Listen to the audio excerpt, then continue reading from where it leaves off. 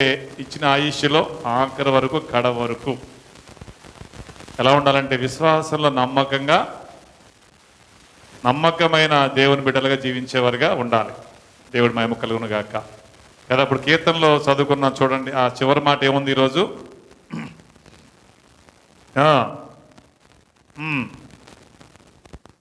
Mic తీసుకో బిడ్డ, mic తీసుకో. నేనైతే నీ కృపయందు నమ్మిక ఉంచి ఉన్నాను, నీ రక్షణ విషయమై నా హృదయం హర్షించుచున్నది. యెహోవా నాకు మహోపకారములు చేసి ఉన్నాడు, నేను ఆయనను కీర్తించెదను కదా. ఇక్కడ ఈ యొక్క లేఖనంలో, ఈ యొక్క గ్రంథంలో ఈ యొక్క మాటను బట్టి దేవుడు మనకి ఏం గుర్తు చేస్తున్నాడంటే, ఆయన మహా ఉపకారం మనకు చేశాడు కనుక మన హృదయం హర్షించాలి, దేవుడి యందు నమ్మిక ఉంచాలి, దేవుడిని కీర్తించాలి. 4 రకాలు ఇక్కడ మనకు కనపడతాయి. ఆయన మహా ఉపకారం చేశాడు ఆయన కృపలో. ఇప్పుడు మనం బ్రతికి ఉన్నామంటే కారణం ఎవరు? ఆయన కృప. ఏసన్ గారి పాట ఉంటుంది కదా, బ్రతికి ఉన్నానంటే నీ కృపేనయ్యా అని. ఏసన్ గారి పాట, ఎవరి పాట అది? నీ కృప నీ కృప అని. హల్లెలూయా. అంటే వాక్యంలోనే పాటల రూపంలో సేవకుల ప్రేరేపణలో వచ్చినవి అన్నీ. అంటే పరిశుద్ధ గ్రంథంలో చెప్తున్న మాటలు ఏంటంటే, దేవుని కృప మన ఎడలు ఏం చేసింది, ఏం కలగజేసిందంటే అన్లిమిటెడ్. అంటే సరళతలు లేని ఆ ప్రేమలో దేవుడు 1 యోహాను పత్రిక 4:10 చెప్పినట్లుగా మనము ఆయన్ని ప్రేమించామని కాదు, కానీ ఆయనే మనల్ని ప్రేమించి మన కొరకు ఈ లోకంలోకి వచ్చి ప్రాణం పెట్టాడు. అది కృప. అంటే అడగకుండానే, మనం ఏమి అడగలేదు ఆయన్ని, మనకు తెలియదు కూడా ఇది కావాలి, మన జీవితానికి ఇది మేలు కలుగుతుంది, ఇది కావాలనే విషయం మనకు కూడా తెలియని ఆ స్థితిలో ఉన్నప్పుడు దేవుడి యొక్క కృపలో, అంటే ఆ మనస్సులో, ఆ ప్రేమలో మన కొరకు ఈ లోకంలోకైనా రావటం జరిగింది. ఆ కృప యందు నువ్వు నమ్మకం ఉంచాలి. పాపములో పడి నశించిపోతున్న మనల్ని ఆయన ఏం చేయడంట? వెదికి రక్షించుకున్నాడు. ఇది నమ్మాలి కదా. పాపములో ఉన్న మనల్ని దేవుడు రక్షించాడా లేదా చెప్పాలి. మన పాపంలో ఉన్నామా లేదా? రక్షణకు ముందు మనం ఏ పరిస్థితిలో ఉన్నాం? మానవులందరూ ఏ ఒక్కరు కూడా నీతిమంతులు లేరు. 1 కొరింథీ రాసిన పత్రికలో 15వ అధ్యాయం చెప్పినట్లుగా ఆదాము అనే వ్యక్తిని బట్టి ఆ స్వభావం మనుషులందరికీ అలాగా వచ్చేసింది. DNA అంటారు కదా, జన్యుపరంగా అట్లా వచ్చేసింది. ఆ మొదటి ఆదామును బట్టి పాపం ఎలా ప్రవేశించిందో, అలాగే కడపటి ఆదామని యేసుక్రీస్తుని బట్టి ఆ పాపము దేవుడు కృపలో తొలగించబడింది. హల్లెలూయా. దయచేసి స్పష్టంగా కొన్ని విషయాలు ఈరోజు మనతో మాట్లాడాలనుకున్నాడు దేవుడు. నాకు గడిచిన కాలం ముందు దేవుడు కొన్ని విషయాలు మాట్లాడటం జరిగింది.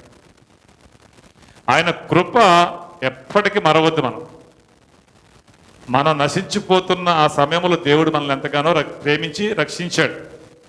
ఎఫెసీ 2 మొదట్లో మనం చదువుకున్నాం. చనిపోయిన మనల్ని ఆయన బ్రతికించుకున్నాడు. అంటే మరణానికి పాత్రులుగా ఉన్న మనల్ని ఆయన ఏం చేశాడు? తిరిగి జీవింప చేశాడు. జీవము కలిగిన జీవితం దేవుడు ఇచ్చాడు. హల్లెలూయా. దేవుడి మహిమ కలుగును గాక. కనుక ఆయన త్యాగము, ఆ యొక్క మరణము, ఆ సిలువలో కార్చిన రక్తము నీ మీద ప్రోక్షించి నేను పరిశుద్ధపరిచింది. దాన్ని బట్టి నువ్వు ఎలా ఉండాలి? హర్షించాలి. ఎలా ఉండాలి? సంతోషిస్తున్నావు. నువ్వేమన్నా సంతోషిస్తున్నావు లేదా? సంతోషిస్తున్నావు అలా చెప్పండి. మనం సంతోషించాలి, హర్షించాలి. ఆ యొక్క త్యాగాన్ని బట్టి. ఎందుకంటే ఆ త్యాగం చేయకపోతే నీకు విమోచన, విడుదల అనేది మనకు లేనే లేదు. హల్లెలూయా కదా. అంత మహోపకారం చేశాడు, గొప్ప ఉపకారం చేశాడు, పాపాన్ని తొలగించాడు. సమాధానము లేని మనల్ని తండ్రితో సమాధాన పరిచాడు. పోగొట్టుకున్న నిత్యత్వం తిరిగి మరి పొందుకునే విధంగా దేవుడు కృప చూపి సహాయం చేశాడు. కనుక ఈ మహా ఉపకారాన్ని బట్టి జీవితకాలం దేవుడిని నువ్వు ఎన్నటికి మరవనే. హల్లెలూయా. కనుక ఇక్కడ గమనించాల్సిన విషయం ఏంటంటే, నీ హృదయము ఆ యొక్క విశ్వాసాన్ని బట్టి, ఆ రక్షణను బట్టి, ఆ ఉపకారాన్ని బట్టి సంతోషించాలి. హల్లెలూయా. ఎలా ఉండాలి? నీ హృదయం ఎలా ఉండాలి? సంతోషం. నువ్వు పొందుకున్న రక్షణను సంతోషించాలి. నువ్వు దేవుని సన్నిధికి రావడానికి సంతోషించాలి. వాక్యం ధ్యానించడానికి సంతోషించాలి. వాక్యం వినడానికి సంతోషించాలి. హల్లెలూయా, దేవుడు మహిమ కలుగును గాక కదా. కనుక ఎలా ఉండాలి, మనం ఎలా ఉంటున్నాం, ఎలా ఉన్నామో ఎలా ఉండాలి అన్న దాని గురించి కొన్ని విషయాలు తెలుసుకుందాం. మహిమ కలుగును గాక కదా. కొంతమంది ఎలా ఉంటుందంటే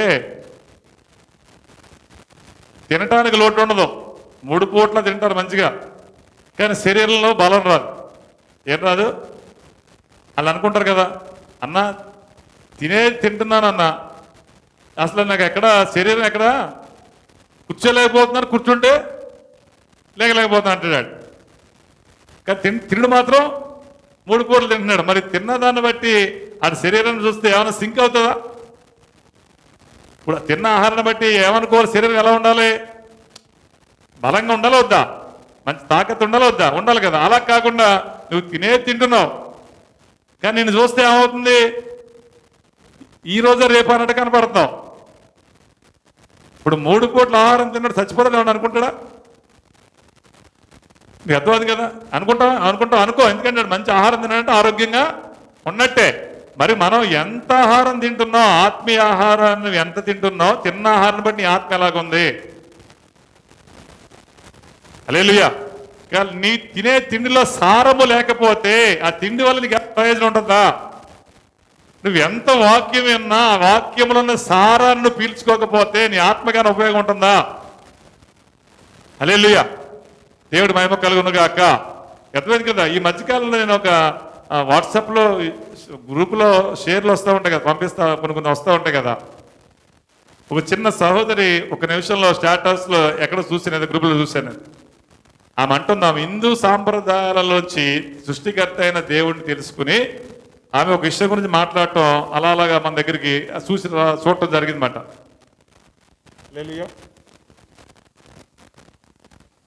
ఆమె ఏమంటుందంటే, మన శరీరానికి ఆహారం తింటాం కదా, మంచి ఆహారం, మేలైన ఆహారం తింటాం కదా.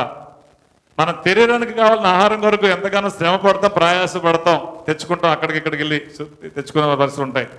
మరి మన ఆత్మకి కావలసిన ఆహారం కొరకు మనం ప్రయాసపడొద్దా అంటున్నారు. హల్లెలూయా కదా. ఇప్పుడు ఏ ఆహారం మనకు ప్రాముఖ్యం? నీ యొక్క సంతోషములో ఏ ఆహారం గురించి నీ ప్రాముఖ్యంగా నువ్వు ఆలోచిస్తున్నావు?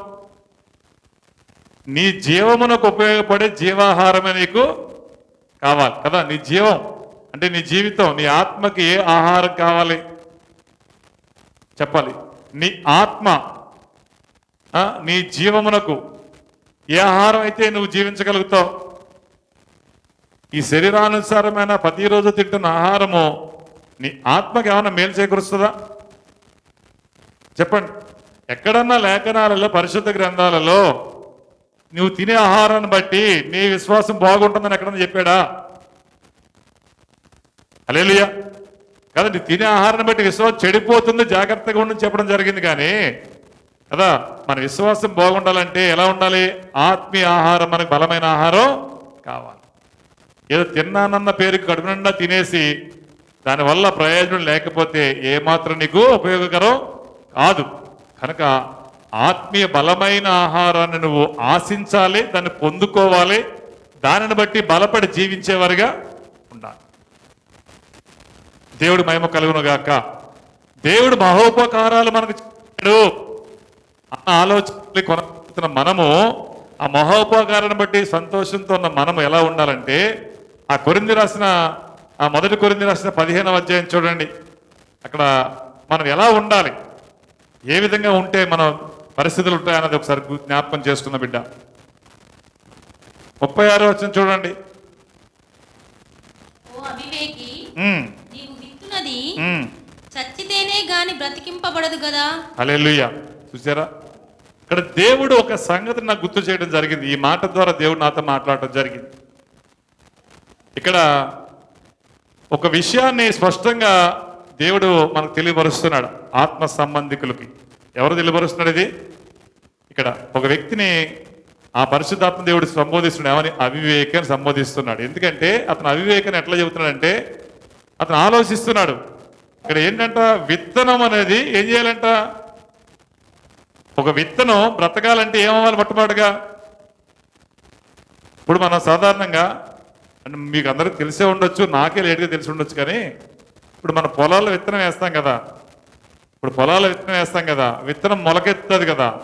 ఇప్పుడు మొలకెత్తింది కదా, మొలకెత్తిందంటే అర్థం ఏంటి? నువ్వు వేసిన విత్తనం మొలకెత్తిందా, చచ్చిపోతేనే మొలకెత్తిందా అనుకుంటున్నావు నువ్వు?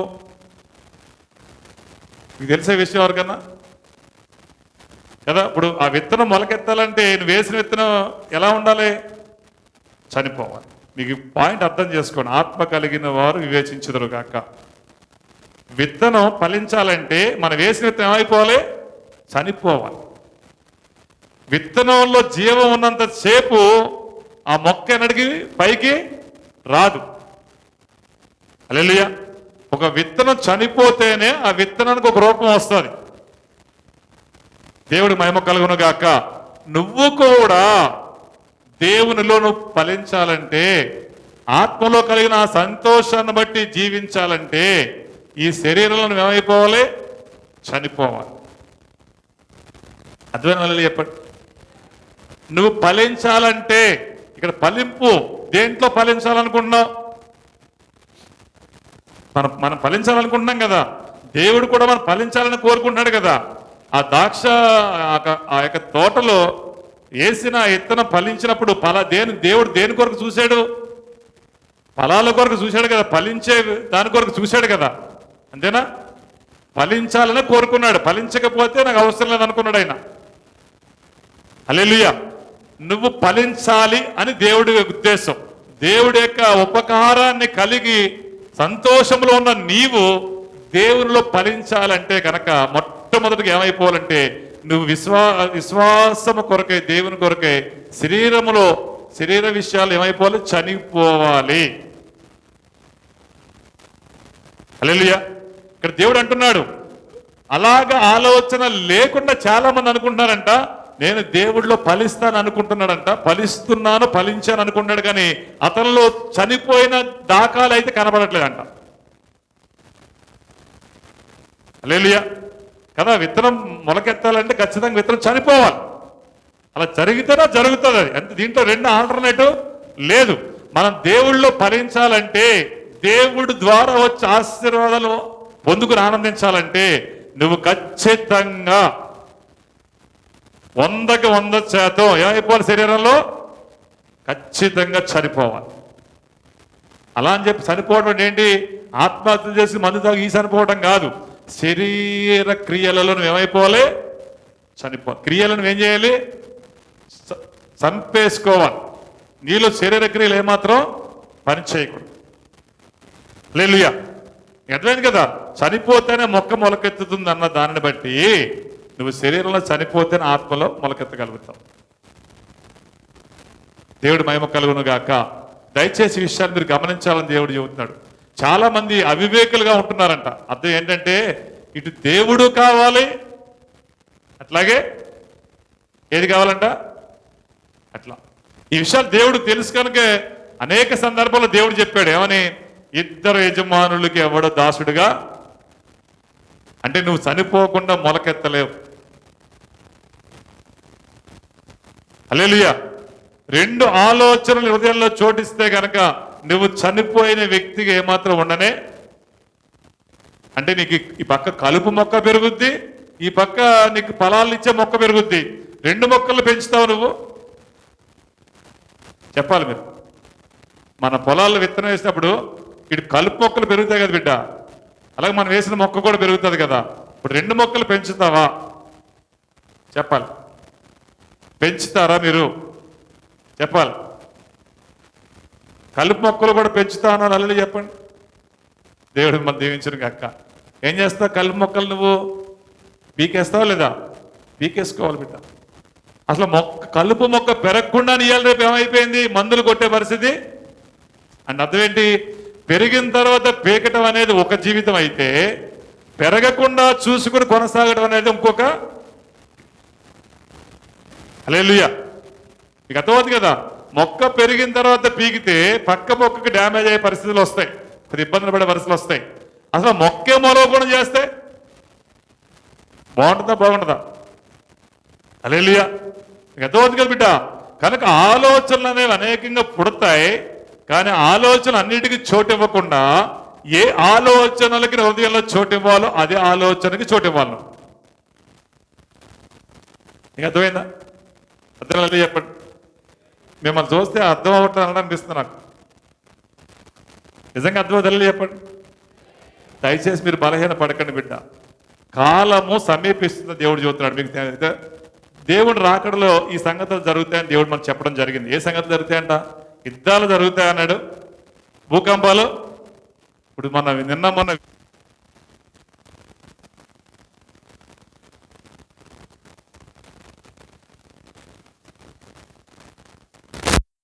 వెనిజువేలా భూకంపం వచ్చిందా లేదా? ఎంతమంది చచ్చిపోయారో లెక్కలేదు. ఏదో పేరుకి లెక్కలు రాస్తారు, 800-900 మంది అంతే చచ్చిపోతారా? కొన్ని వందల మంది చనిపోయి ఉండొచ్చు. కొన్ని వేల మంది కూడా, 100 మంది కూడా కాదు, తెలియని లెక్కలు. హల్లెలూయా. దేవుడు రాకడ సమీపిస్తుంది అన్న దానికి ఇవే గుర్తులు. ఇజ్రాయెల్ దేశం మీదకి చుట్టుపక్కల ఉన్న దేశాలు లెగుస్తాయి అన్నది ఇదే సాదృశ గుర్తులు. హల్లెలూయా. కనుక దయచేసి మన విశ్వాసంలో బలహీనలుగా ఉండకుండా బలవంతులుగా ఉండి కొనసాగే వారికి మనం నేర్చుకోవాలి. నీ హృదయంలో సంతోషిస్తే గనక ఆ సంతోషానికి తగినట్లుగా మన ప్రవర్తన ఉండాలి బిడ్డ. దేవుడు మహిమ కలుగును గాక. అది ఏదైనా సంతోషించే పరిస్థితి మనకు అయినప్పుడు, మన ఇంట్లో మనకు సంతోషించే పరిస్థితులు మనకు ఎదురైనప్పుడు ఏం చేస్తాం? కోడినకు మేకనకు వస్తాం పోయామా? అది ప్రతిరోజు కోడికి వస్తావా? మాకు ప్రతిరోజు స్వీట్ తెచ్చుకుంటావా? ఏం చేస్తాం? ఒక అకేషన్ సందర్భం వచ్చిన ఏం చేస్తాం? స్వీట్ అన్న తెచ్చుకుంటాం, కోడినన్న తెచ్చుకుంటాం, పాయసం చేసుకుంటాం, కొత్త బట్టలన్న కొనుక్కుంటాం, కొత్త బండన్న కొనుక్కుంటాం. ఏదైనా సందర్భం వచ్చినప్పుడు, సంతోషించిన వచ్చినప్పుడు. హల్లెలూయా. దేవుడు మహిమ కలుగును గాక.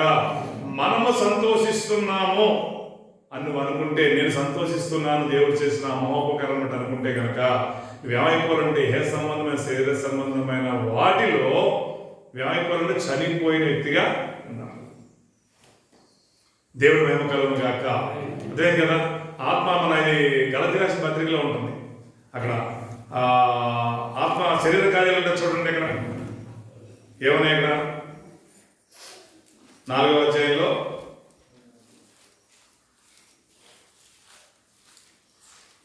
దేవుడు మహిమ కలుగును గాక. 5వ అధ్యాయంలో 19వ వచనంలో దేవుడు చెబుతున్నాడు, ఇవి ఒక వ్యక్తి శరీరానుసారమైన మనస్సుతో ఉన్న వ్యక్తిలో ఉన్న లక్షణాలు. ఇవన్నీ ఏంటవి అమ్మా? జారత్వము, అపవిత్రత, కామకత్వము, విగ్రహారాధన, అవిచారము, ద్వేషములు, కలహము, మత్సరము, క్రోధము, కక్షలు, భేదాలు, విమతములు, అసూయలు, మత్తతలు, ఇవేవి మనలో ఉండకూడదు. చనిపోతే కనుక నేను చనిపోయాను దేవుడి కొరకు అంటే కనుక నేను వివేకంగా ఉన్నాను అని అనుకుంటే కనుక, నేను అవివేకం కాదు ప్రభువా, నేను వివేకిని అనుకుంటే కనుక ఇవేవి నీలో ఉండనే. హల్లెలూయా. మీ అర్థమైంది మాట? అదే చెప్పండి. మీరందరూ వివేకులా అవివేకులా చెప్పాలి. వివేకం మేము వివేకులు అన్న చెప్పండి. అంటే చెప్పండి. నాకు వివేకులు బిడ్డ అంటే ఆలోచన కలిగిన వ్యక్తులు. కనుక ఇవేవి మనలో ఉండకూడదు. కోపం ఉండకూడదు, ద్వేషం ఉండకూడదు, అసూయ, మత్సరం, కలహం, క్రోధం, కొట్లాట, ఇవేవి మనలో ఉండకూడదు. ఇవి శరీరానికి సంబంధించినవి. శరీరానుసారంగా ఉన్న వ్యక్తికి లక్షణాలు కనబడతాయి. అంటే ఈ లక్షణాలు కనబడ్డాయంటే వాడు చనిపోలేదు. వాడు చనిపోలేదంటే వాడు దేవుళ్ళో ఎదిగే పరిస్థితి లేనే. హల్లెలూయా. దేవుడు మహిమ కలుగును గాక. మనల్ని దేవుడు ఏర్పాటు చేసుకున్నాడు. మనల్ని ఎవరిని ఏర్పాటు చేసుకున్నాడు? మనల్ని ఏర్పాటు చేసుకుంది ఎవరమ్మా? అంతేనా? నువ్వు దేవుని ఏర్పాటు చేసుకున్నావా? దేవుని నిన్ను ఏర్పాటు చేసుకున్నాడా? దేవుడు మనల్ని ఏర్పాటు చేసుకున్నాడు. జగత్తు పునాది వేయబడక మునుపు ఆయన ఆలోచనలో సంకల్పంలో ఉన్న మనలని దేవుడు ఏర్పాటు చేసుకున్నాడు. హల్లెలూయా. దేవుడు మహిమ కలుగును గాక. కనుక ఈ విషయాలు మీరు గమనించండి. నువ్వు ఫలించాలి, ఆత్మలో ఫలించాలి. కనుక శరీరంలో, శరీర విషయాల్లో, శరీర కోరికల ఆశల్లో, వీటిలో చనిపోవాలి. ఆ ఆశలు, ఆ కోరికలు చనిపోవాలి. గలతీ రాసిన పత్రికలు ఎందుకు కొరకు మనం చనిపోవాలి అన్న దాని గురించి చూస్తే, గలతీ రాసిన పత్రిక 2:20 చూడండి. అదే గలతీ రాసిన 2:20 నేను క్రీస్తుతో కూడా సిలువ వేయబడి ఉన్నాను. సరిపోద్ది. క్రీస్తుతో కూడా సిలువ వేయబడి ఉన్నాము. మనం ఎందుకు వేయబడ్డాం? ఎందుకు చనిపోయాం? హల్లెలూయా. మనము క్రీస్తుతో కూడా సిలువ వేయబడి ఉన్నాము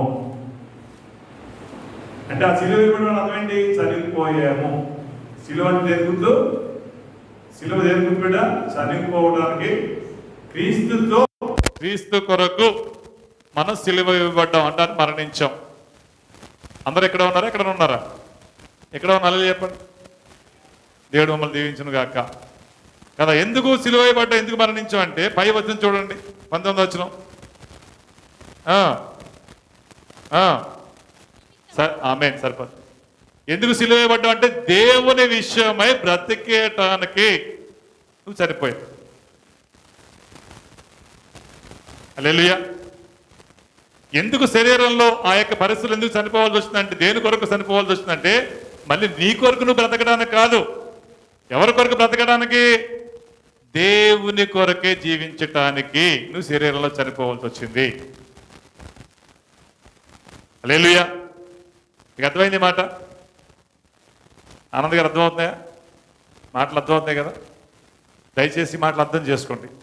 మనం అందరం ఈ శరీరంలో ఎందుకు చనిపోవాల్సి వచ్చింది, ఎందుకు చనిపోవాలి? చనిపోతేనే మనం బ్రతుకుతాం. విత్తనం చనిపోతేనే అది ఫలిస్తుంది. నువ్వు శరీరంలో ఆత్మలో ఫలిస్తావు. హల్లెలూయా. దయచేసి విషయాలు మీరు గమనించండి బిడ్డ. ఎక్కడ మీరు బలహీనులుగా ఉండొద్దు. ఎక్కడ బలహీనులుగా ఉండొద్దు. కనుక దేవుడు చాలా స్పష్టంగా మనకు తెలియపరుస్తున్నాడు.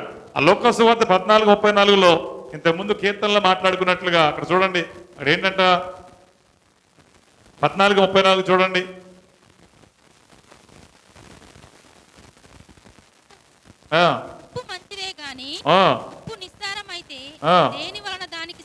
చూసారా? ఇక్కడ సారము గురించి దేవుడు గుర్తు చేయడం జరిగింది నాకు. సారం కలిగిన జీవితాలు ఉండాలి మనకి. అంటే సారము లేని జీవితాలు ఉపయోగం ఉంటుందా? ఉండదు కదా. సారం అంటే చెప్పాలంటే జీవము కలిగిన జీవితాలు, ఆరోగ్యము కలిగిన జీవితాలు, లేదా బలముతో కూడిన జీవితాలు. ఒక సందర్భంలో ఒక్కో దాన్ని అప్లై చేసుకోవచ్చు మనం. దేవుడు అంటున్నాడు, నువ్వు సారము కలిగిన వ్యక్తిగా ఉండాలి నాకు. ఇప్పుడు దేవుడు ఏమన్నాడంటే, నాకు కావాలి బిడ్డ అని మళ్ళీ ఆయన పిలుచుకుని ఆయన ఏర్పాటు చేసుకున్నాడు. ఇప్పుడు ఒక మాట, మన పనికి ఎవరన్నా పిలుస్తాం, ఎలాంటి పిలుస్తాం? కూర్చుంటే లెగలేనోడు తీసుకొచ్చి పని చేసుకుంటావా? చెప్పాలి. పిలుస్తావు ఎవరన్నా? మార్కెట్లోకి వెళ్ళి నేను పనికి వస్తానన్నా అని చెప్పేసి వాడు కూర్చుంటే లెగలేకపోతున్నాడు, లెగితే కూర్చోలేకపోతున్నాడు, తార పట్టలేక అవుతున్నాడు. అలాంటి పనికి పిలుస్తావా? అంటే వాడు బలం లేనాడు పనికి పిలుస్తావా? మరి మనం ఎలా ఉండాలి ఆత్మీయతలో? నీకు బలముతో ఉండే విశ్వాసంలో ఉంటావా, బలము లేని నిస్సహాయ స్థితిలో ఉంటావా? దేవుడు దేన్ని కోరుకుంటాడు? సారము కలిగిన వ్యక్తినే, బలమును కలిగిన వ్యక్తినే, ఒక బలమైన వ్యక్తినే, విశ్వాసముల పౌరుష రోషం కలిగిన వ్యక్తినే దేవుడు కోరుకుంటాడు. అంతేగాని ఏది లేకపోయినా, ఏ పని చేత కాకపోయినా తీసుకొచ్చి కూర్చోబెట్టి జీతమిస్తావా? నువ్వు చెప్ప జీతమిస్తావా? హల్లెలూయా. పని చేసే విధానంలో ఎక్కువ తక్కువ చేసినా కానీ వాడు 100 బస్తాలు మోసి ఆఖరికి ఒక బస్తా మోసే పరిస్థితులు ఉన్నాక జీతమిస్తావు. నువ్వు ఆ ఒక్కడు కూడా పోయి కూడా కూర్చోబెట్టి జీతమిస్తావా? హల్లెలూయా. నీకు అర్థమవుతుంది బిడ్డ. ఇక్కడ గమనించాల్సిన విషయం ఏంటంటే, నువ్వు సారము కలిగిన వ్యక్తిగా ఉండాలి విశ్వాసములో. సారము కలిగిన వ్యక్తి లక్షణాలు స్పష్టంగా కనపడిపోతాయి మనకి కదా. బలము కలిగిన వాడిని పని మనం గుర్తుపెట్టమా? స్పష్టంగా గుర్తుపెట్టేస్తాం. పని చేసేటోడిని, పని చేయని వాడిని మరి గుర్తుపెట్టగలుగుతాం కదా. మనమే గుర్తుపట్టినప్పుడు దేవుడు ఎంత గుర్తుపడతాడు మనల్ని? హల్లెలూయా. దేవుడు మహిమ కలుగును గాక. కనుక విషయాలు గమనించిన బిడ్డ, మీరు ఎక్కడ బలహీన పడద్దు. విశ్వాసం ఉంది, భక్తి ఉంది, యేసుక్రీస్తు సృష్టికర్త అన్న సంగతి తెలిసి ఉన్న వ్యక్తిగా నువ్వు ఉన్నావు. కానీ ఆ విశ్వాస, ఆ భక్తికి, ఆ యొక్క ఆలోచన తగిన ప్రవర్తన నీలో లేదనుకో, నువ్వెందుకైనా ఉపయోగపడతావా? హల్లెలూయా, దేవుడి మహిమ కలుగును గాక. పాత రోజుల్లో నేను నిజంగా జరిగిన జరిగిన సంఘటనలు చెబుతాను ఒకటి. మనం అంటే జనరల్గా మేము కాంట్రాక్టులు చేసే పనులు ఉన్నప్పుడు, తండ్రి గారు ఉన్నప్పుడు కాంట్రాక్ట్ వర్కులు చేసే పరిస్థితులు మన కాంట్రాక్టుల పనుల మీద మహబూబ్ నగర్ జిల్లా నుంచి పాలమూరు లేబర్ అంటారు, అక్కడి నుంచి పాపం పనులకి అక్కడి నుంచి జనాలు చాలా మంది వచ్చారు. అప్పుడు కొన్ని వందల వేల మంది వచ్చారు. అప్పుడు కరువు కాలం, వర్షాలు, ఒక చెరువుల్లో నీళ్ళు చాలా మంది పనికి వచ్చేవారు ఇక్కడికి. వారు ఇక్కడ పనుల నుంచి వచ్చినప్పుడు పని చేసినప్పుడు వారికి జ్వరం వస్తుంది. మామూలుగా పని ఎక్కువైనా జ్వరం వస్తుంది కదా, జ్వరాలు వస్తూ ఉంటాయి వాతావరణ మార్పు అన్న. వాళ్ళకు ఉన్న ఒక ఆలోచన విధానం ఏంటి తెలుసు బిడ్డ, నువ్వు ఎంత మందులు తెచ్చిచ్చినా కానీ వాడు ఒప్పుకోడు. నాకు సూది వేయాలంటాడు. ఏమేయాలంటాడు? నాకు సూది పడి, ఈ రోజు కూడా చాలా మంది పెద్దలు అంటారు సూది పడాలంటారు. గోళీ ఇస్తే తగ్గుతారంటే విన్నాడు. కనుక ఆ సిరంజిలో నీళ్లు నింపి ఇంజక్షన్ ఇచ్చినా కానీ అడిగి జ్వరం తగ్గిపోయాడు. హల్లెలూయా, దేవుడు మహిమ కలుగునుగా. కారణం ఏంటి? వాడు సైకాలజీ ఏంటంటే సూది పడ్డాదే, మందు పడ్డాదే, జ్వరం తగ్గిపోయింది. హల్లెలూయా, దేవుడు మహిమ కలుగునుగాక. మీకు అర్థమైంది కదా బిడ్డ? అలా భ్రమల్లో మోసపోయి బలహీన పడేవారుగా నువ్వు విశ్వాసంలో ఆ విశ్వాసానికి తగిన ఆ యొక్క బహుమానము, ఆ యొక్క జీతము రేపటి దినమందు మనం పొందుకోవాలంటే కనుక దానికి తగిన సారమును ఈ దినమందు, ఈ దినాలలో, ఈ జీవితంలో మనం కనబరిచి చూపించి జీవించే వ్యక్తులుగా ఉండాలి. హల్లెలూయా, దేవుడి మహిమ కలుగునుగాక. దయచేసి ఈ విషయాన్ని మీరు గమనించండి బిడ్డ. సారము కలిగిన వారుగా మనం ఉండాలి అంటే లోతైన ఆత్మీయ అవగాహన కలిగిన వ్యక్తులుగా ఉండాలి. దేవుడు అంటే ఏంటో నీకు తెలియాలి బాగా. ఆయనలో ఎలా జీవించాలో నువ్వు తెలుసుకుని జీవించాలి. తెలుసుకున్న ప్రకారంగా బ్రతకడం మనం నేర్చుకోవాలి. సారము కలిగి ఉన్నామా విశ్వాసంలో? సారం లేని వారుగా ఉన్న, సారం కలిగి ఉన్నవారు ఎవరన్నా ఉన్నామంటే హల్లెలూయా చెప్పండి, చేతులెత్తి గట్టిగా చెప్పండి. సారం కలిగి ఉన్నాం. సారం కలిగి ఉన్నవారు చేయాల్సిన పరిస్థితి ఏంటంటే కీర్తనల గ్రంథంలో మొదటి కీర్తనలో మొదటి వచనం చూడండి. నడవక, నిలవక, అపహాసకులు కూర్చుండు చోటున కూర్చుండక, యెహోవా ధర్మశాస్త్రమునందు ఆనందించుచు. చూసారా ఏం చేయకూడదంటే అక్కడ 3 విషయాలు మనకి అక్కడ తెలియపరుస్తున్నాడు. ఏంటంట? ఒకవేళ ఆత్మలో సారము కలిగి శరీరంలో చనిపోయి ఆత్మలో ఫలిస్తూ దేవుడు చేసిన మహోపకారం, ఆ రక్షణ బట్టి ఉల్లసించి సంతోషిస్తూ జీవిస్తున్న మనము ఎలా ఉండాలంటే దుష్టుల ఆలోచనలో ఉండకూడదు, పాపుల మార్గంలో నడవకూడదు, అపహాసల చోటున కూర్చున్న చోటు సహవాసం, ఈ 3 నువ్వు చేయకూడదు. ఈ 3 చేసావనుకో ఏమైపోద్ది? నువ్వు దేవుళ్ళో ఫలించలేవు, సారము కలిగిన జీవితాన్ని జీవించలేవు. హల్లెలూయా. ఇప్పుడు మంట పెద్దగా కావాలనుకుంటున్నావు, నువ్వు పుల్లలు పెద్దగానే పెడుతున్నావు, పెద్ద పెద్ద కట్టెలు పెడుతున్నావు పొయ్యిలో. ఇప్పుడు కట్టెలు పెట్టి మంట పెద్ద కావాలన్నప్పుడు ఏం చేయకూడదు? దాని మీద నీరు పోసే వ్యక్తిగా నువ్వు ఉండనే. ఓ పక్కన కట్టెలు పెడుతున్నావు, ఎదగాలనుకుంటున్నావు, ఫలించాలనుకుంటున్నావు, ఆత్మలో బాగా ఉన్నతంగా జీవించాలి, దేవుడి కొరకై రోషం కలిగి ఉండాలనుకుంటున్నావు. మళ్ళీ నీకు నీవుగానే ఒక బిందె నీళ్ళు తెచ్చి, బకెట్ నీళ్ళు తెచ్చి, జగ్గు నీళ్ళు తెచ్చి అలా పోసుకున్నావు అనుకో, మంటలో ఏమన్నా మండుతావా? హల్లెలూయా. అర్థమవుతుంది మాట. నువ్వు ఫలించటానికి ఉపయోగపడే వాటిని నువ్వు కోరుకోవాలి తప్పితే ఆ ఫలింపకుండా అడ్డగించే వాటిని నువ్వేమాత్రం ఆశించకూడనే ఆశించకూడదు. హల్లెలూయా, దేవుడు మహిమ కలుగును గాక. మీకు విషయం తెలుసు కదా, ఇప్పుడు కలుపు మొక్కలు కొట్టే మందు వేరుగా ఉంటుంది, మొక్కలు పెరగటానికి కొట్టే మందు వేరుగా ఉంటుంది. ఒకవేళ అది అటు ఇది అయింది దానికి ఏమవుతుంది? కలుపు మొక్కలు కొట్టే మందు కొడితే ఏమవుతుంది? కలుపు మొక్కలకి అమ్మా, కలుపు మొక్కలు ఏమైపోతాయి? ఎండిపోయి వాడిపోయి చనిపోతాయి. హల్లెలూయా. దేవుడి మహిమ కలుగును గాక. అదే మంచి మొక్క ఎదగాలని, ఒక మంచి మొక్క ఎదగాలని మందు కొట్టావనుకో, ఎందుకు కొడతావు మందు? నువ్వు మొక్క ఎదుగుదలకు మందు కొడతావా? మొక్క ఎదుగుదల కాకుండా ఆపే మందులు కొడతావా? ఇప్పుడు రోగం పోవాలని మందు కొడతావా? రోగం రావాలని మందు కొడతావా? చెప్పాలి. రోగం పోవాలని. మరి ఆత్మల అభివృద్ధి పొందాలనే ఆలోచన కలిగి ఉంటే నువ్వు రోగాన్ని కలగజేసే శరీరానుసారమైన పరిస్థితులు నువ్వు ఎందుకు చోటిస్తావు? ఇవ్వచ్చా? చెప్పాలి. ఇవ్వచ్చా బిడ్డ? హల్లెలూయా. అర్థం చేసుకోండి, మనం ఎవరో చెప్పక్కర్లేదు. సాధారణంగా చిన్న కామన్ సెన్స్ ఏంటంటే, ఇప్పుడు ఇవాళ జ్వరం వచ్చింది, ఏం చేస్తారు మీరు ఇంటికి ఉన్నప్పుడు? అన్నీ ఏం చేస్తారు? డోలా, ఒక పారాసిటమాల్ టాబ్లెట్ అన్నే వేసుకుంటారు కదా. జ్వరం తగ్గడానికి పారాసిటమాల్ పనిచేస్తుందని తెలుసు, కానీ నీకు నీ ఆత్మ అభివృద్ధి కొరకు ఎలా ఉండాలో కూడా నీకు ఇప్పుడు తెలుసుకోకపోతే ఎట్లా ఫలిస్తావు? హల్లెలూయా. పొలం దున్నేవు, పొలాన్ని సాగు చేసావు, విత్తనం పెట్టావు, మొక్క పెరుగుతుంది, సంవత్సరాలు గడుతున్నాయి, నీళ్లు పెట్టావు, మొక్క ఎదుగుతుంది. ఇప్పుడు కూడా ఆ మొక్కకి ఏ మందు కొట్టాలో కూడా తెలుసుకోకపోతే ఎట్లా? హల్లెలూయా. అర్థమవుతుంది బిడ్డ? సంవత్సరాలు గతిస్తున్నాయి, దినాలు గడుస్తున్నాయి. ఇప్పుడు మన విశ్వాసం ఎలా ఉండాలి? ఎదగాల తగ్గాల? ఇంకా తెలుసుకుని దాని ప్రకారం జీవించేవారిగా మనం ఉండేవారిగా ఉండాలి. అంతేగాని ఏమి తెలియని వారుగా, ఇంకా కూడా మనకి చిన్నపిల్లలు లెక్క ఉంటే ఇంకా మనం ఎప్పుడు ఎదుగుతాం, ఎప్పుడు ఫలాలు కోసుకుంటాం, ఎప్పుడు పళ్ళు కోసుకుంటాం, ఎప్పుడు ఆనందిస్తాం? హల్లెలూయా. శరీరము ద్వారా పొందుకునే ఆనందం వేరు, ఆనందాలను మనం ఆగిపోతున్నాం. ఆత్మ ద్వారా పొందుకుపోయే ఆనందం వేరు, ఆనందాన్ని కోరుకోవాలి మనం.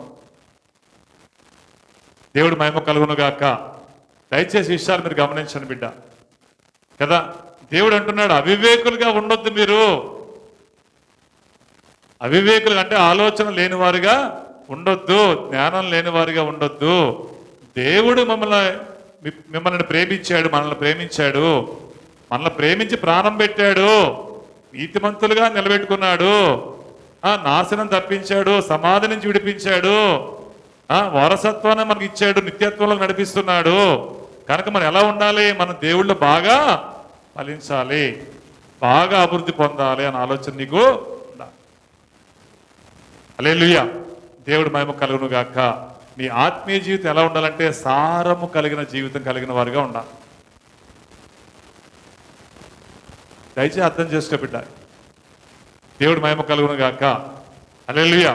కానీ ఎంత బ్రతికే ఉన్నది కాదు ఇక్కడ. మనం ఎంత బ్రతికే ఉన్నది కాదు, ఎన్ని సంవత్సరాలు బతికే ఉన్నది కాదు, పరలోక రాజ్యంలో చేరుకున్నామా లేదా అన్నదే కావాలి ఇక్కడ.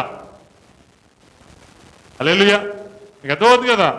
ఎంత ఇక్కడ ఇప్పుడు ఎక్కువ ఆయుష్ మాత్రం పొందుకుని పరలోక రాజ్యం పోగొట్టుకున్నామని కానీ లాభం ఉందా?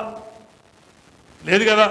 భక్తుల యొక్క మనోభావాలు ఎలా ఉన్నాయి, విశ్వాసుల యొక్క మనస్సు ఎలా ఉంటుందంటే దేవుని సన్నిధికి చేరుకుని ఆనందించాలి అన్న మనసు నీకు ఉండాలి. ఉందా లేదా మీకు? దేవుని సన్నిధికి వెళ్ళి ఆనందించాలనే మనసు ఉందా లేదా? అలా చెప్పండి గట్టిగా. ఈ మనస్సులో జీవించడం నేర్చుకోవాలి. మిగిలినంతా వేస్టే, అంత వ్యర్థమే. ఏది? అంత వ్యర్థమే బిడ్డ. వ్యర్థమైన దాన్ని బట్టి అతిశయించడం మానే. అతిశయించే దానిని బట్టి, దేవుడిచ్చిన రక్షణను బట్టి, మహోపకారాన్ని బట్టి అతిశయించే మనసు కలిగి జీవించు అంతే. అంతకంటే నీకు ఏది లేదు. నీలో కోపం ఉండొద్దు, ద్వేషం ఉండొద్దు, అసహనం ఉండొద్దు, ఆవేశం ఉండొద్దు, కొట్లాటకు నువ్వు కారణం కావద్దు. నువ్వు తగ్గించుకోవాలి, సహనంగా ఉండాలి, ఓర్పుగా ఉండాలి, ఇతరులకి మేలుకరంగా ఆశ్రదకరంగా ఉండాలి, దీవెనకరంగా ఉండాలి, నీ మాట మర్యాదగా ఉండాలి, నీ మాట పొదుపుగా ఉండాలి, నీ మాటను బట్టి ఇతరులు సంతోషించే విధంగా ఉండాలి, ఇతరులను ఆదరింపబడే విధంగా ఉండాలి. హల్లెలూయా. లోకం వైపు చూడొద్దు. దేవుడు మహిమ కలుగును గాక కదా. దేవుడు మనల్ని విత్తనాలతో పోలుస్తున్నాడు బిడ్డ. విత్తనం ఫలించాలంటే చచ్చిపోవాలి. నువ్వు కూడా దేవుళ్ళు ఫలించి పరలోకం చేరాలంటే శరీరంలో చచ్చిపోవాలంటాడు. కన్ఫ్యూజ్ కాకండి. చచ్చిపోవాలంటే మరణించాలని కాదు ఇక్కడ.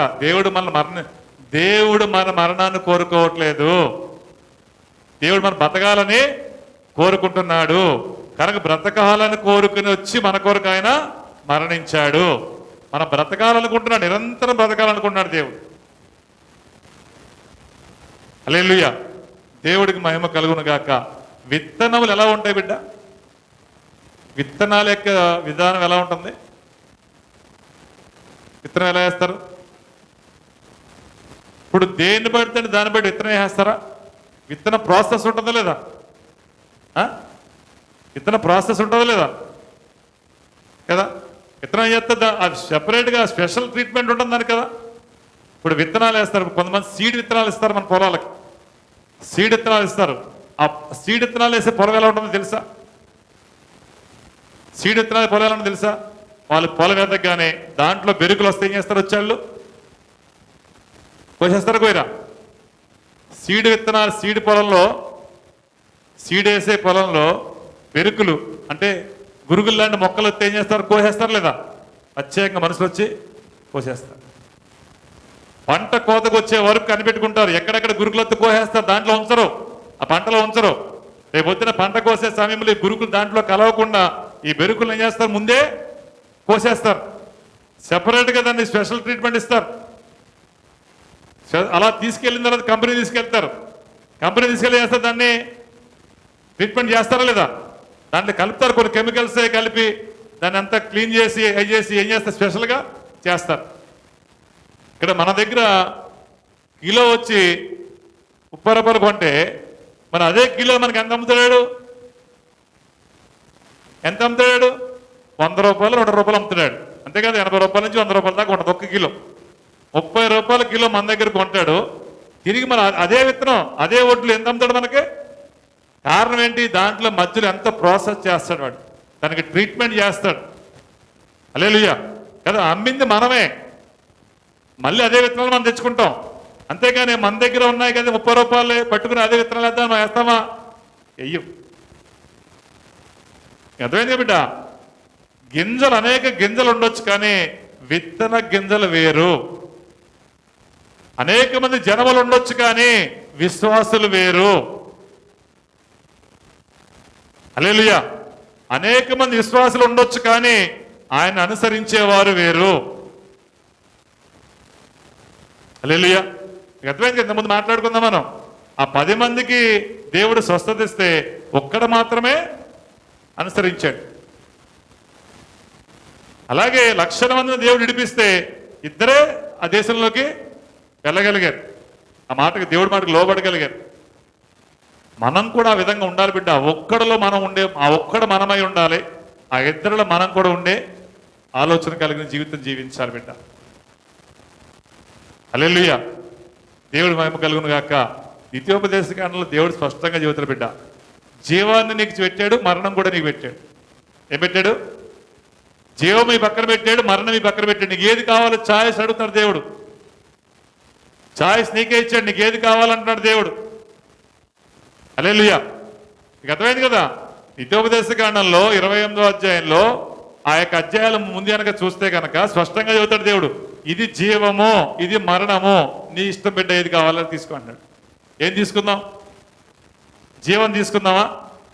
నాకు జీవము కలిగిన జీవితాలు కావాలని అల్లు చెప్పండి గట్టిగా. మరి జీవము కలిగిన జీవితం నీకు కావాలంటే నీ జీవితంలో సారాన్ని కలిగిన జీవితం జీవించాలి. సారము కలిగిన జీవితం అంటే విశ్వాస క్రియలు కలిగిన జీవితం ఉండాలి. శరీరానుసారమైన జీవితంలో చనిపోయి ఆత్మను బట్టి జీవించే వ్యక్తిగా మారాలి. హల్లెలూయా. దేవుడి మహిమ కలుగును గాక. దేవుడి మహిమ కలుగును గాక. ఆత్మలో మనం కొనసాగుతున్నప్పుడు, ఆత్మను బట్టి మనం జీవిస్తున్నప్పుడు కీర్తనలో ఒకటి చెప్పినట్లుగా అలాంటి వారితో మనం ఉండకూడదు. దేవుడి మహిమ కలుగును గాక. ఈ లోకంలో ఉన్న వ్యక్తులని 2 వ్యక్తులు కొన్నారంట. ఎవరు కొన్నారు? ఈ లోకంలో ఉన్న జనాలని 2 వ్యక్తులు సంపాదించుకుంటారు. 2 వ్యక్తులు సంపాదిస్తున్నారు. ఎవరెవరు? హల్లెలూయా. పరిశుద్ధ గ్రంథం నుంచి మాట చూపిస్తా మీకు. రోమాపత్రిక 7:14. ఇది స్పష్టంగా ఇది గుర్తుపెట్టుకోండి మీరు. ఈ జనములందరినీ 2 వ్యక్తుల్ని సంపాదిస్తున్నారు. ఎవరు ఆ 2 వ్యక్తులు? ఆ ఏ వ్యక్తి దగ్గర మనం ఉన్నాం ఈరోజు మనం? రోమపత్రిక 7:14 చూడండి.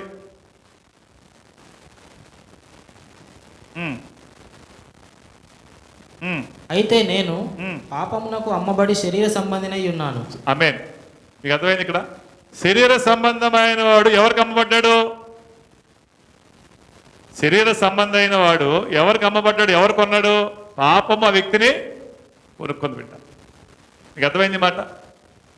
శరీర సంబంధమైన వ్యక్తిని ఎవరు కొనుక్కుంటున్నారు? పాపము. పాపం అంటే ఎవరు? సాతాను కొనుక్కుంటున్నాడు. ఎవరిని కొనుక్కుంటున్నాడు సాతాను? ఎవరిని ఆశిస్తున్నాడు? ఎవరు కావాలనుకుంటున్నాడు? శరీర సంబంధమైన వారిని సాతానుగాడు ఆశిస్తున్నాడు, కోరుకుంటున్నాడు. అదే 1 కొరింథీ 6:20 చూడండి.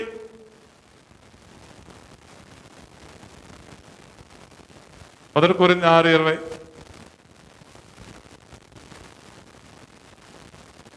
విలువ పెట్టి కొనబడిన వారు కనుక మీ దేహంతో దేవుని మహిమపరచుడి.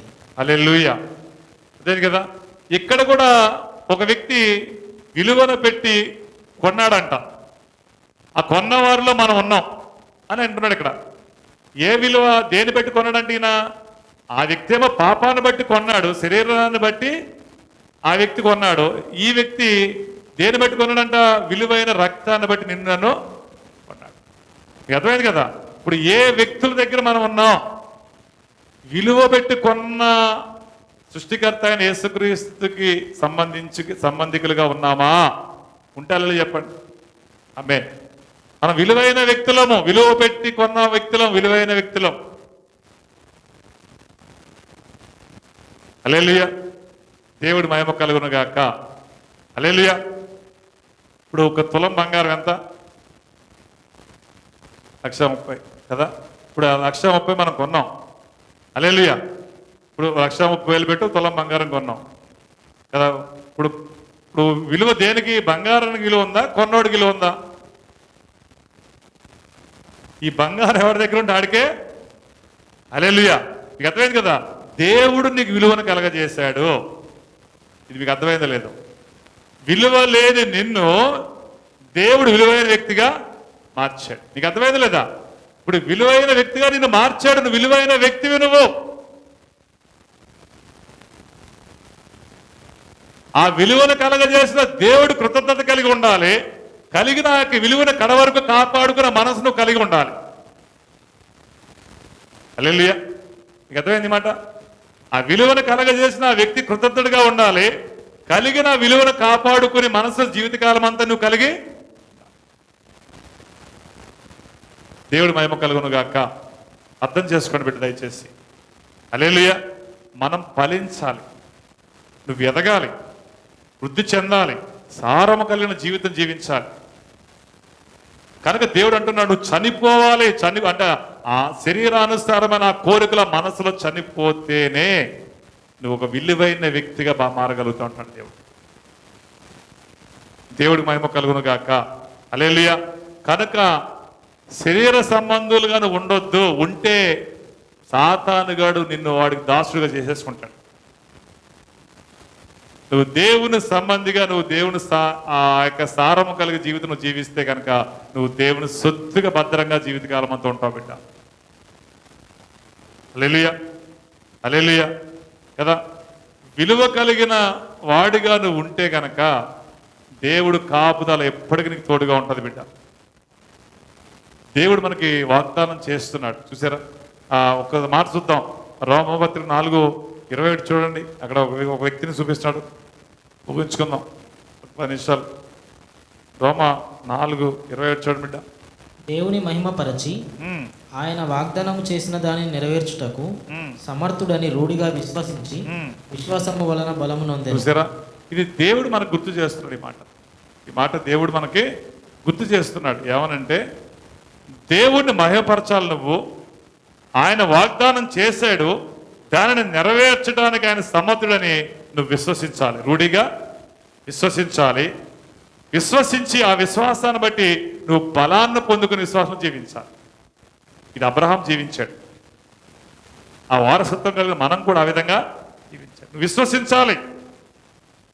నువ్వు దేవుడి ఏర్పాటులో ఉన్న వ్యక్తివని నువ్వు విశ్వసించాలి. దేవుడు స్వరక్తమిని సంపాదించాడని నువ్వు విశ్వసించాలి. ఒక విలువైన వ్యక్తివని నువ్వు విశ్వసించాలి. నువ్వు దేవుడిని బాగా ఫలించి దేవుడిని సంతోషింపచేయాలని రూఢిగా ఎక్కడ సందేహించకూడదు. ఆయన సృష్టికర్త, జీవానికి ఆయన ఆధారం. ఆయన రేపు దినమది రానై ఉన్నాడు, రాబోతున్నాడు. ఇది నమ్మాలి, విశ్వసించాలి. ఆయన వాగ్దానం నిరర్ధకం ఎన్నడూ కాదని విశ్వసించాలి నువ్వు. ఆయన అబ్రహాం విశ్వసించాడు. హల్లెలూయా. మీరు విశ్వసిస్తున్నాం మనం. దేవుడు సమర్థుడైన ఆ సమర్థుడైన దేవుడు నిన్ను ఏర్పాటు చేసుకున్నాడు అన్న విశ్వాసం నీకుందా? హల్లెలూయా చెప్పనుంటే హల్లెలూయా. ఆ విశ్వాసం నువ్వు కలిగి ఉంటే కనుక ఆ విశ్వాసం తగ్గట్టుగా ప్రవర్తించమంటాడు దేవుడు.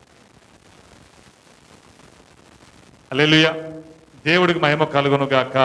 దయచేసి ఈ విషయాలు మీరు గమనించండి బిడ్డ. బలం పొందుకోవాలి. ఏది మొక్క ఎదగటానికి ఏ విధంగా దానికి ఎరువేస్తావో అలాగే ఆత్మలో నువ్వు విశ్వాసంలో బలం పొందుకోవడానికి అలాంటి బలమైన ఆహారాన్ని నువ్వు కోరుకునే వ్యక్తిగా ఉండాలి. నీ మొక్క బలహీన పడకూడదు, నీ విశ్వాసం బలహీన పడకూడదు, నువ్వు బలహీన పడకూడదు. నువ్వు ఎదగాలి, స్ట్రాంగ్గా మారాలి. ఏమని మారాలి? ఒక బలమైన వ్యక్తిగా మారాలి. కండలు పెంచాలని చెప్పి ప్రయత్నం చేసేవాడు ఉన్న కండలు పోయాయి అనుకోండి, ఎలా ఉంటే పరిస్థితి? హల్లెలూయా. దేవుడు మహిమ కలుగును గాక. మీకు అర్థమైందా? ఇప్పుడు ఎక్సర్సైజ్ చేయాలనుకుంటాం, కండలు పెంచుతాం, బాడీ బిల్డప్ చేయాలనుకుంటారు. దాని ప్రత్యేకంగా ఒక ట్రీట్మెంట్ ఉంటుంది కదా. అంటే ఒక తిన్న ఆహార అలవాట్లు ఉంటాయి. పొద్దున్న గుడ్లు తింటారు, ఒకటిగా 2 10-12 గుడ్లు తింటారు, చికెన్ ఎక్కువ తింటారు, ప్రోటీన్ అని కదా. ఈ కొన్ని ఉంటాయి ఆహార అలవాట్లు ఉంటాయి. వాడు అదే పనిగా ఉంటాడు, తింటా ఉంటాడు, ఎక్సర్సైజ్ చేస్తూ ఉంటాడు. కండలు పెరగకపోగా తగ్గిపోయిందని కాదు బాధ ఎవరు చెప్పుకోవాలి? ఇప్పుడు మన బలమైన ఆహారాన్ని, బలమైన వాక్యాన్ని వింటూ కూడా బలాన్ని పొందుకోకపోతే ఇప్పుడు నీ బాధ ఎవరు చెప్పుకుంటారే పొద్దున? హల్లెలూయా. మీకు అర్థమవుతా బిడ్డ? మారాలా వద్దా? దేవుడి మాట విన్నప్పుడు సరి చేసుకోవాలా వద్దా కదా. నీలో కోపం ఉండొద్దు అన్నాడు, నువ్వు అలగొద్దు అన్నాడు, సనగొద్దు అన్నాడు, గునగొద్దు అన్నాడు, సాడీలు చెప్పొద్దు అన్నాడు, దేవుడికి అవమానకరంగా ఉండొద్దు అన్నాడు, వ్యర్థమైన మాటలు మాట్లాడొద్దు అన్నాడు, విస్తారమైన మాటలు మాట్లాడొద్దు అన్నాడు, దేవుడి సన్నిధి ఖచ్చితంగా రావాలన్నాడు, సమాజంగా కూడుకోవాలన్నాడు, సహవాసంలో ఉండాలన్నాడు, దేవుడి సన్నిధిలో కనబడాలన్నాడు, దేవుడు దివారాత్రులు దేవుడు మొరపెట్టాలన్నాడు, పాపుల మార్గాన్ని ఉండొద్దు అన్నాడు, దుష్టుల సహవాసం పెట్టొద్దు అన్నాడు, అపహాసులు కూర్చొద్దు అన్నాడు. నేను అలా వద్దా? ఎట్లా మరి? అన్నీ ఉన్నాయంట, ఆఖరిగా నోట్లో ఏముందంట? అన్నీ వింటున్నావు, అన్ని తెలుసుకుంటున్నావు, అన్ని తెలుసు నీకు, కానీ ఆఖరికి ఏమైపోతుంది పరిస్థితి? అదే బిడ్డ, నువ్వు అనేక మందికి ఎలా ఉండాలి? మాదిరికరంగా,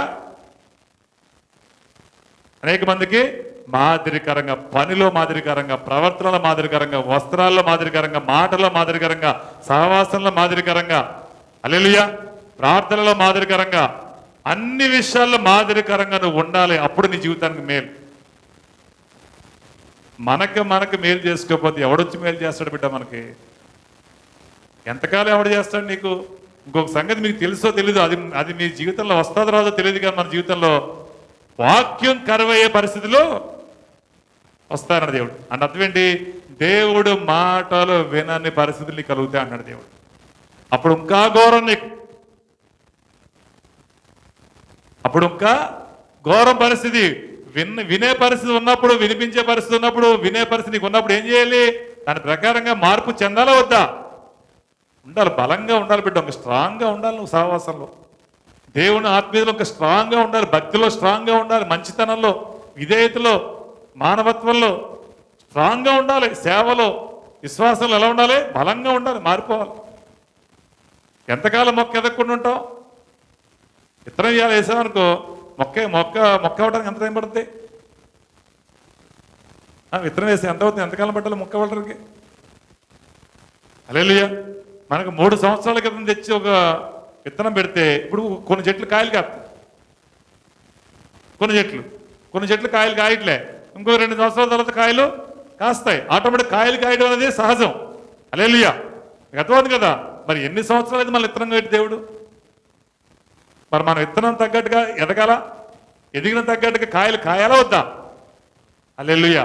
ఇప్పుడు మరి ఎదిగే వారిగా ఉన్నామా, కాయలు కాస్తున్న వారిగా ఉన్నామా? చెప్పాలి. అంతే, కాయలు కాయట్లేదు.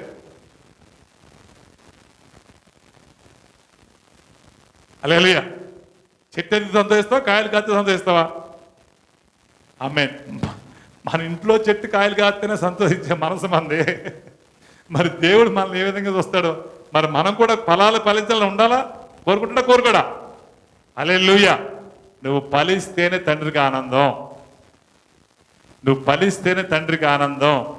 కనుక నువ్వు ఫలించాలి బిడ్డ. నీ సహవాసం జాగ్రత్త, నీ ఆత్మీయత భక్తి జాగ్రత్త, నీ విశ్వాసం జాగ్రత్త. ఇంకా ఏదో సాకులు చెప్పేసి ఇంకా ఏదో సరి చేసి అనుకుంటే అది దానివల్ల మనకే నష్టం. ఎవరికి నష్టం? ఇప్పుడు డాక్టర్ దగ్గరికి వెళ్ళి రోగం ఉందని చెప్పి డాక్టర్ దగ్గరికి వెళ్తే టెస్టులు చేసిన తర్వాత రోగం బయటపడిన తర్వాత ఆ రోగానికి తగ్గ మందులు ఇచ్చి వాడినాయనని చెప్పినప్పుడు ఆ మందులు కొనుగోలు ఇంటికి తెచ్చుకున్న తర్వాత కూడా నువ్వు వాడకపోతే ఎవరికి నష్టం?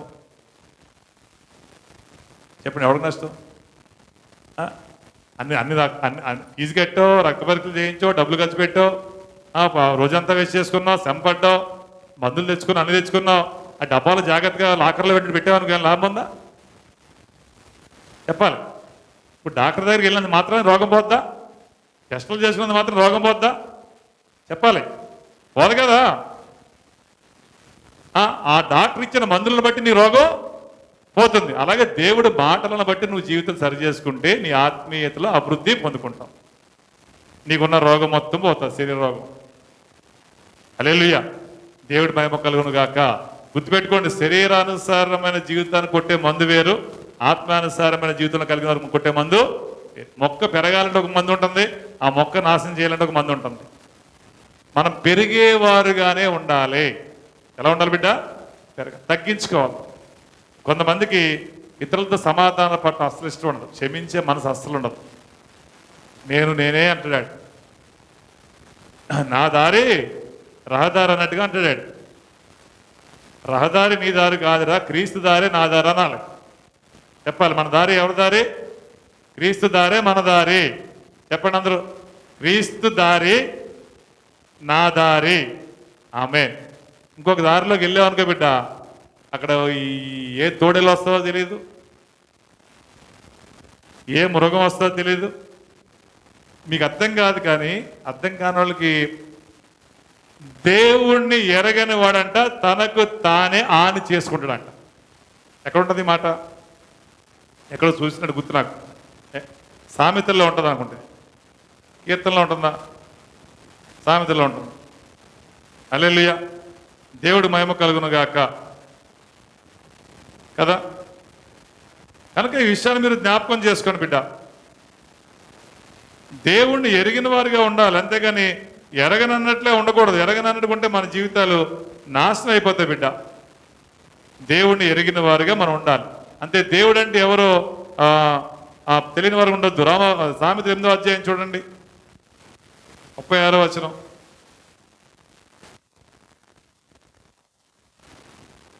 ఎనిమిది 36. నన్ను కనుగొనని వాడు. చూసారా, దేవుడు స్పష్టంగా చెప్పేస్తాడు. నన్ను తెలుసుకొనని వాడు, నన్ను ఎరగని వాడు, నన్ను పొందుకొనని వాడు తనకు తానే. తర్వాత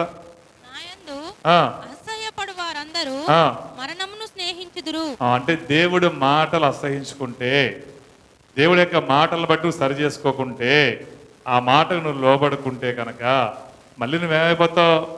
ఏ పెట్టిలో అయితే దేవుడు ఎఫ్ఎస్సి 2:1 తీసాడని నిన్ను తిరిగి అదే పెట్టిలోకి చేర్చబడతాను. సమాధిలోంచి తీపడ్డాం కదా, మళ్ళీ సమాధిలోకి చేర్చబడతాం. సమాధిలోకి చేర్చబడదామా, పరలోకంలో చేర్చబడదామా? గట్టిగా చెప్పండి. పరలోకం చేర్చబడాలి. దేవుడు మనల్ని, మన కుటుంబాలని, పరిశుద్ధులని పరలోకంలోకి చేర్చునుగాక. పరలోకంలోకి చేర్చబడాలంటే కనుక దేవుడు మాటలను అసహించుకోకు, దేవుడు మాటలు ప్రేమగా స్వీకరించు, ఆ మాటని నువ్వు ఇష్టపడు. చాలామంది ఇష్టం ఉండదు దేవుడి మాటలు. హల్లెలూయా కదా. దేవుడి మాట మరి ఏ మాట కావాలి మనకి? మన మన మన మనం బ్రతకాలని దేవుడు అనుకుంటున్నాడు, బ్రతకేదానికి కావాల్సిన దేవుడు మనకు తెలియపరుస్తున్నాడు. మరి వినకపోతే ఎట్లా? ఇంకెట్లా? ఇంకా ఇప్పుడు కూడా మన విశ్వాసులే. ఇప్పుడు దేవుడిని ఎరగిన వారి సంగతి పక్క పెడతాం బిడ్డ. వారికి సమయం ఇస్తాడు, దేవుడు కృపను బట్టి వాళ్ళ గురించి. కానీ దేవుడు ఎరిగిన వారి గురించి ఎవరనంటే, దేవుడు నిన్ను బట్టే కదా నా నామానికి, ఎవరిని బట్టి అవమానం కలుగుతున్నాడో, అన్ని జనులను బట్టి అవమానం కలుగుతున్నాడా, దేవుడిని అనుసరిస్తున్న వారి బట్టి అవమానం కలుగుతున్నాడా? నిన్ను బట్టి అంటే అర్థమేంటి? మనలను బట్టి, విశ్వాసులను బట్టి, పరిశుద్ధులను బట్టి, రక్షణ పొందుకున్న వారిని బట్టి దేవుడికి అవమానం కలుగుతుంది అన్నాడు.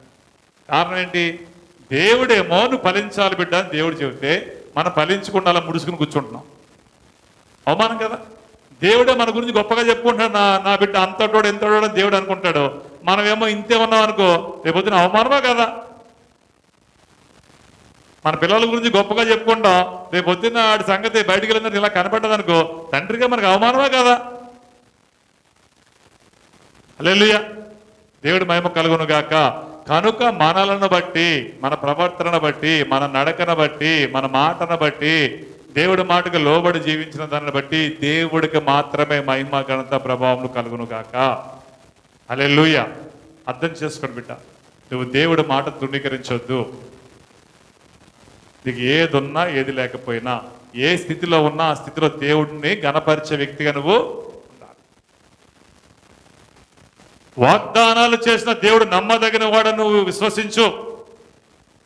ఆ రోజు అబ్రహాముకు వాగ్దానం చేశాడు, నమ్మాడు. ఈరోజు మనకు కూడా దేవుడు వాగ్దానం చేస్తున్నాడు. కొరింథీ రాసిన పత్రిక చూడండి, ముగించేసుకుందాం. కొరింథీ రాసిన పత్రిక, మొదటి కొరింథీ రాసిన పత్రికలో దేవుడు మనకు వాగ్దానం చేస్తున్నాడు. నువ్వు కూడా బలంగా ఉండాలి, అబ్రహాం బలంగా ఉన్నట్టు. 2వ కొరింథీ రాసిన పత్రికలో 6వ అధ్యాయంలో 18వ వచనం, అబ్రహాముకి ఇచ్చిన వాగ్దానాలని నమ్మి బలంగా జీవించాడు, ఎక్కడ బలహీన పడకుండా. ఎన్ని పరిస్థితులు వచ్చినా కానీ అధైర్య పడకుండా విశ్వాస బలం పొందుకున్నాడు. ఈరోజు నీకు నాకు దేవుడు చెబుతున్న మాట ఏంటి? 18వ వచనం,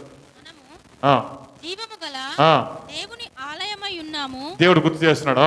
అందుకు దేవుడు ఇలాగ సెలవిచ్చుచున్నాడు, నేను వారిలో నివసించి సంచరింతును, నేను వారి దేవుడనయ్యుందును, వారు నా ప్రజలయ్యుందురు. చూసారా, మనలో దేవుడు సంచరిస్తానంటున్నాడు, మనలో నివసిస్తానంటున్నాడు, మన దేవుడిగా ఉంటాడంట, మనం ఆయన ప్రజలుగా ఉండాలనుకుంటున్నాడు.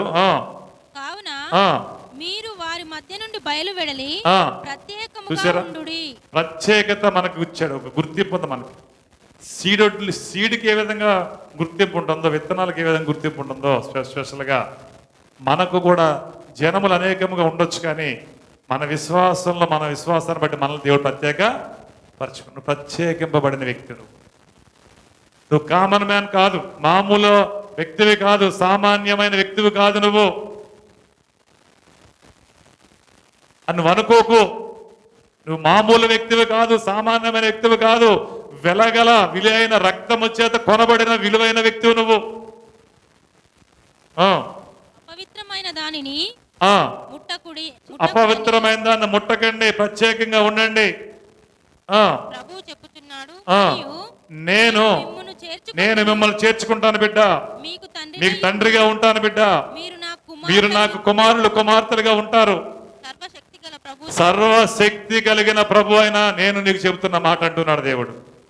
సైన్యముల అధిపతి అని యెహోవా చెప్తున్న మాట, సర్వశక్తి కలిగిన యెహోవా చెప్తున్న మాట, మీరు నాకు కుమారులు కుమార్తెలుగా ఉంటారంటున్నాడు. ఆమె నేను మిమ్మల్ని మనల్ని పరలోకంలో చేర్చుకుంటాను అంటున్నాడు. ఆమె హల్లెలూయా. అంత వాగ్దానాలు మనకి ఇచ్చాడు బిడ్డ. నమ్మాలా వద్దా? నమ్మండి. అబ్రహాము నమ్మాడు, నమ్మి బలాన్ని పొందుకున్నాడు, విశ్వాసంలో బలవంతుడిగా జీవించాడు. ఈరోజు దేవుడి మాటలు నమ్ము, బలాన్ని పొందుకో, విశ్వాసంలో ముందుకు కొనసాగు, దేవుడు కృపలో నిత్యత్వం పొందుకుంటాను. వాగ్దానమూలానిచ్చి నెరవేర్చువాడవు నీవే, వాగ్దానమూలానిచ్చి నెరవేర్చువాడవు నీవే, నమ్మకమైన దేవా.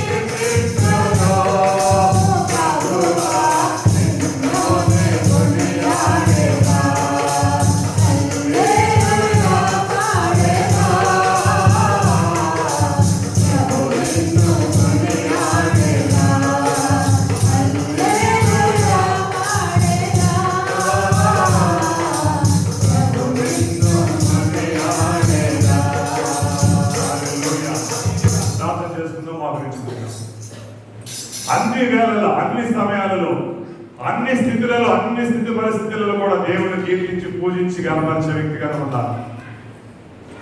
దేవుడిని మహోపకారాలు చేసి ఉన్నాడు. నువ్వు ఉల్లసించాలి, దేవుని బట్టి ఆనందించాలి. ఆయన ఇచ్చిన రక్షణను బట్టి, ఇచ్చిన నీతిని బట్టి, కలగజేసిన నీతిని బట్టి ఆనందించే వ్యక్తిగా ఉండాలి బిడ్డ. దేవుని బట్టి సంతోషించాలి. వాక్యాన్ని బట్టి, మాటలను బట్టి ఎక్కడ బాధ నీలో కలగొద్దు. నువ్వు ఎదగాలి, నువ్వు ఫలించాలని దేవుడు కోరుకుంటున్నాడు. ఒక విత్తనం చచ్చిపోతేనే ఏ విధంగా ఫలిస్తుందో, నువ్వు శరీరంలో చనిపోకపోతే నువ్వు దేవునిలో ఫలించలేవు బిడ్డ. అదే గుర్తు చేస్తున్నాడు ఈరోజు మనకి. ఫలించేవారు అంటే ఆయనకి చాలా ఇష్టం. నువ్వు ఫలించాలని చెప్పి దేవుడికి అనుదినము నీరు కడుతున్నాడు, అనుదినము ఎరువు వేస్తున్నాడు. నువ్వు ఫలించాలని దేవుడు కోరుకుంటున్నాడు. ఎదిగిన దానికి తగిన విధముగా ఫలాలను అందించాలని దేవుడు ఆశిస్తున్నాడు బిడ్డ. భయం అనేది విశ్వాసంలో నీకు కలిగి ఉండకూడదు. ధైర్యంతో, నీ నిరీక్షణలో సంతోషంతో కొనసాగే వ్యక్తిగానే ఉండాలి. వెనకకి తిరిగి ఉండొద్దు, వెనకకి తిరగకూడదు. ఆ 10 మంది స్వస్థత పొందుకుని ఒక్క వ్యక్తి దేవుని అనుసరించినట్లుగా ఒక్క వ్యక్తి నువ్వై ఉండాలి ఈరోజు. అలాంటి మనస్సు, అలాంటి స్థిరమైన విశ్వాసం కలిగి ఉండాలి బిడ్డ. ఆ కానానులోకి చేరిన 2 వలె, కాలేబు యెహోషువ వలె నువ్వు ఉండాలని దేవుడు తెలియపరుస్తున్నాడు. శరీర కార్యాలు నీలో ఉండకూడదు. నువ్వు ఇతరులు క్షమించే వ్యక్తిగా ఉండాలి, ఇతరులు ప్రేమించే వ్యక్తిగా ఉండాలి, సహవాసం చూసుకుని సరిగ్గా ఉండాలి. నువ్వు సెపరేషన్, ప్రత్యేకింపబడిన వ్యక్తివి. నువ్వు దేవుడిని ఏర్పాటు చేసుకుని నిన్ను దేవుడు తన అనుకూలమైన వ్యక్తిగా మార్చుకుంటున్నాడు. దానికి తగినట్లుగా నువ్వు జీవించాలి బిడ్డ. జనములు ఎందరో, కానీ నువ్వు ప్రత్యేకింపబడిన వ్యక్తివి. నీ ప్రత్యేకత కాపాడుకోవాలి, నీ విలువను నువ్వు కాపాడుకోవాలి. వెలైన రక్తం చేత నువ్వు కొన్న వ్యక్తివి, విలువైన వ్యక్తివి. నువ్వు దేవునికి దాసుడివి, దేవునికి చెందిన వ్యక్తివి. నువ్వు పాపానికి దాసులు కావద్దు, శరీరానికి దాసులు కావద్దు, లోకానికి దాసులు కావద్దు. దేవునికి దాసులుగా జీవితకాలం అంతా నువ్వు జీవించాలి. ఆత్మను బట్టి నువ్వు ఆనందించాలి, ఆత్మానుసారంగా నువ్వు జీవించాలి, ఆత్మ ఫలాలను నువ్వు కనబరచాలి. శరీర కార్యాలు ఈ దినమందు నువ్వు సమాధి చేయాలి బిడ్డ. ప్రార్థన చేసుకో బిడ్డ. ఇంకా నీలో కోపం ఉంటే తొలగించుకో, ఆవేశం ఉంటే తీసేసుకో, అసహనం ఉంటే తీసేసుకో, కొట్లాట ఉంటే తీసేసుకో, మత్సరం ఉంటే తీసుకో, అసూయ ఉంటే తీసేసుకో. ఏ సంబంధమైన ఆలోచన ఉంటే తొలగించుకో. పర సంబంధమైన పరిశుద్ధుడిగా జీవించే మనస్సు కలిగి జీవించి బిడ్డ. నీ బలహీనతలను బట్టి బలహీనపడకు, రోగాన్ని బట్టి బలహీనపడకు. దేవుడు అనుమతి లేనిది ఏది జరగదు నీకు. దేవుడు నీకు సహాయం చేస్తాడు, దేవుడు నీకు తోడుగా ఉంటాడు. 2 కొరింథీ 6:18 చెప్పినట్టుగా వాగ్దానాలు జీవితంలో నెరవేర్చబడతాయి. బలము కలిగి ధైర్యం తెచ్చుకో. అబ్రహాము బలము పొందుకున్నట్లుగా విశ్వాస బలాన్ని పొందుకుని జీవించడం నేర్చుకోబిడ్డ. నువ్వు ఎక్కడ బలహీనపడకు, దేవుడు నీకు సహాయం చేస్తాడు. పరిశుద్ధుడైన మా యేసయ్య, మహిమ కలిగిన దేవా, జీవము కలిగిన మా తండ్రి, నీకు వందనాలు.